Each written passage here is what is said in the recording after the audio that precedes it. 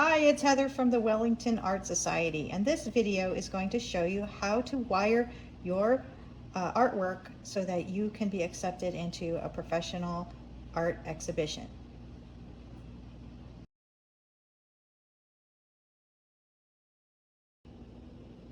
Before I start the demonstration, I thought I should explain the importance of having the proper picture hanging hardware on the back of your art pieces when you are submitting them for a professional exhibition.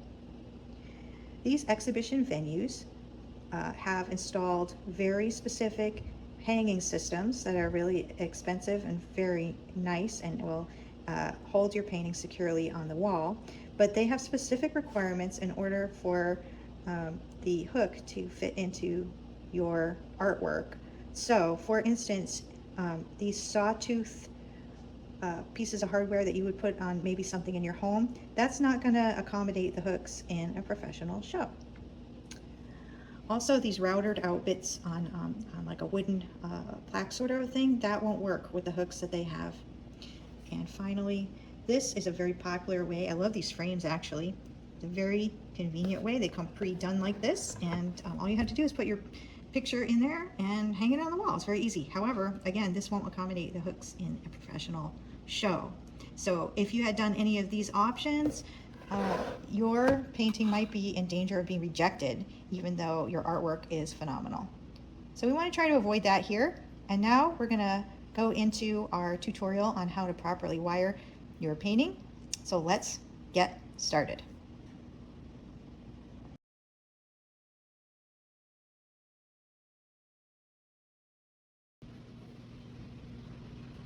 Now that we've talked about the hardware that we don't want to use, let's talk about what we do want to use. These are called D-rings, and they are the accepted hardware for the professional shows. As you see, they can come in different sizes. I have kind of a small one here.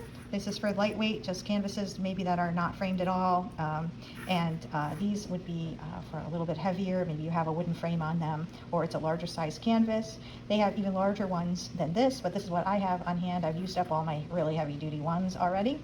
And they do also come with the screws that fit the holes. So these are for the larger holes, and these goes with the smaller ones. And you can just get these on Amazon. They come in a big pack, and it's just a few dollars.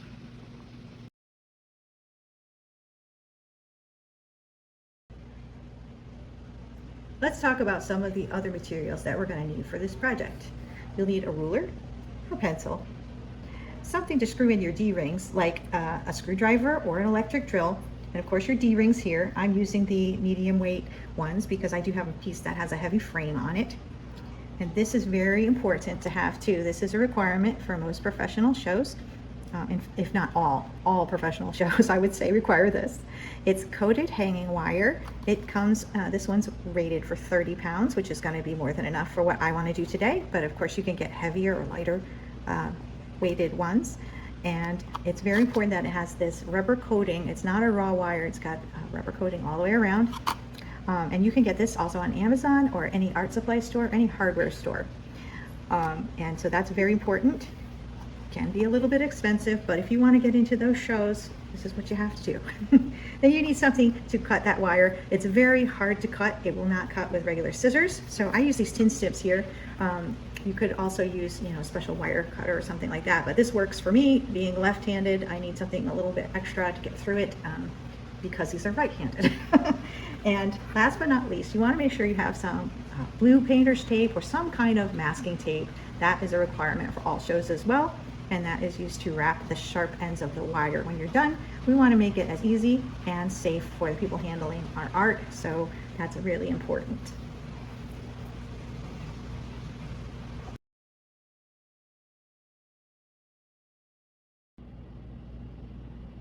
You can see here how I screwed in my D-ring and it's firmly attached now.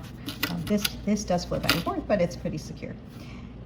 I actually, because I was going through a wood frame, I drilled pilot holes slightly smaller than the screws, and then I screwed in my screws so that I wouldn't split the frame.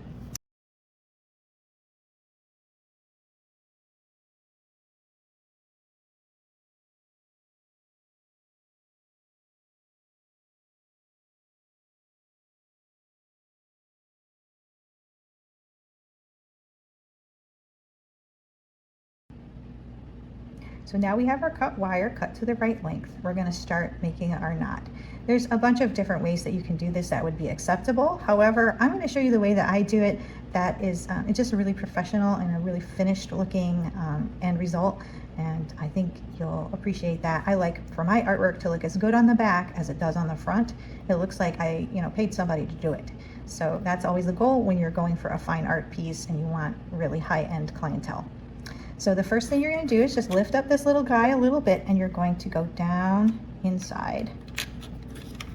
And we're going to pull it as tight as we can. So I have the loose end coming out of the bottom, and this end is actually secured on the other side. It's a little bit easier to do the second one than it is the first one, so I thought I'd video the second one. Now you're going to make the number 4 like this. It might be upside down to you, but it looks like a little triangle.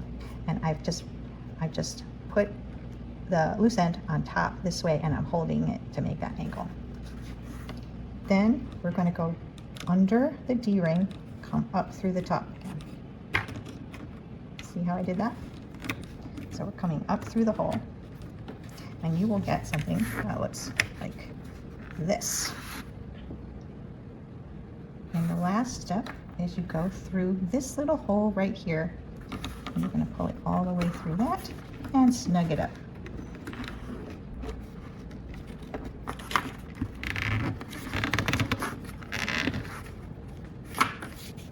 Okay? And then all you're going to do is tightly wind this around, and when you get to the end, we'll put the tape on. So I'll be back after I've done that.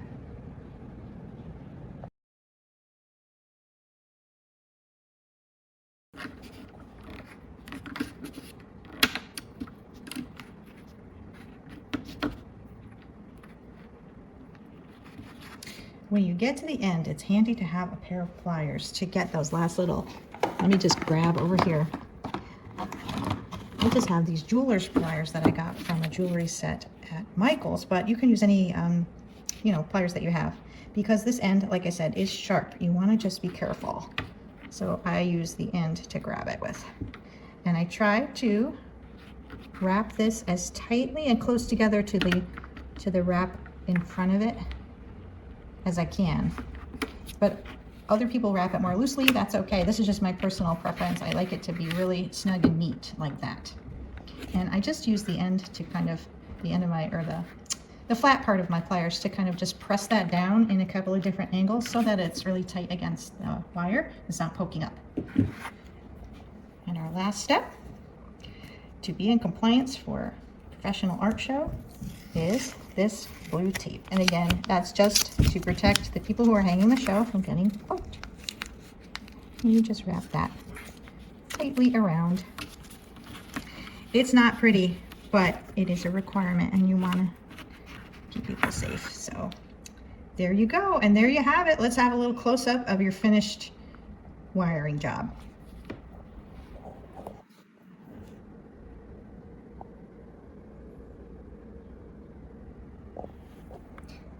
I hope you found this tutorial helpful, and if you enjoyed it and you've gotten some pieces accepted into art shows, leave a like, a subscribe, and some comments below.